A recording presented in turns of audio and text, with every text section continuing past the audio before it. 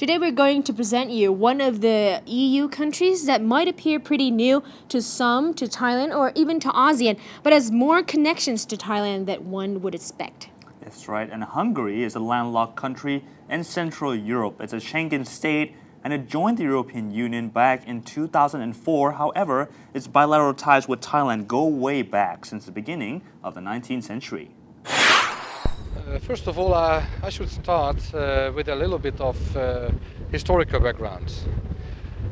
Hungary traditionally has been very much focused on the Asian continents for several reasons. Because although we Hungarians live in Central Europe, but most probably we are one of the few, maybe the only European nation which has roots in Asia. And in this context, we have an Asian identity in a way. In the last century, in the 19th century as a matter of fact, at that time Austro-Hungarian monarchy already established diplomatic ties with the Kingdom of Siam. Just quite lately, the foreign minister of Hungary paid a visit to your country, Thailand, where we commemorated the establishment of these diplomatic ties and the opening of the first legation of the Austro-Hungarian monarchy. So there is a traditional and historical background for that. Now the modern Hungary, and especially the government which is in place in Hungary, plays a special attention on your region in general, in Asia, and within the continent, the Southeast Asian region, the ASEAN integration scheme. We are enjoying a very good relationship with Thailand, and I can say that high-level visits are now quite frequent. I just mentioned the visit of our foreign minister to Bangkok, which took place at the end of April, early May. And we also have some pending high-level invitations at the highest level prime ministers, which hope we will be able to realize in the coming months. How about the trade relations between the two countries? Now we can see the great potential in your region and in your country. There is a substantial GDP growth despite these natural disasters that hit your country last November, the biggest ever floods in Thailand.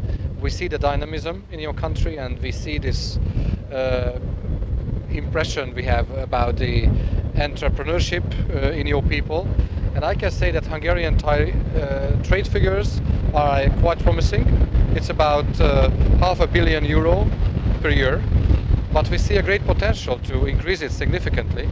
And that's why we are trying to identify those areas of cooperation where we can be successful on both sides.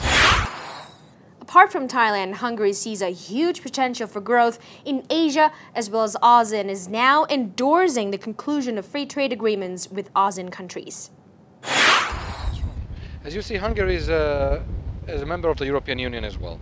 So we are trying to develop our ties both on a national level and also as a member of the European Union.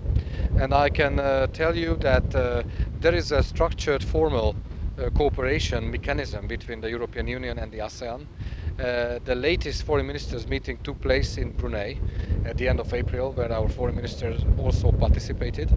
And as a member of the EU, we are very much supporting those mechanisms which bring the two integration schemes closer, because we believe that the European Union and ASEAN are most probably the two most successful integration schemes in the world. We see that ASEAN has gone a long way since the establishment of the integration, and the European Union certainly wouldn't like to be a model for the ASEAN integration, because the two regions differ. However, we would like to pose ourselves as an inspiration, because we believe that there are many things that we can learn from each other. We can share our experiences and best practices. And in this context, we are also supporting the conclusion of free trade agreements with individual states of the ASEAN, because we believe that Asia has a huge potential for growth. When do you think this will be completed? Well, I mean, as we can see that the ASEAN is a very diverse integration scheme. The level of development between the member states are different.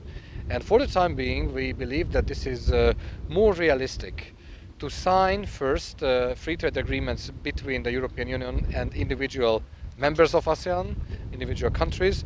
Negotiations are underway with Malaysia, with Singapore, and we look forward to starting it with other countries from your region, from Pakistan.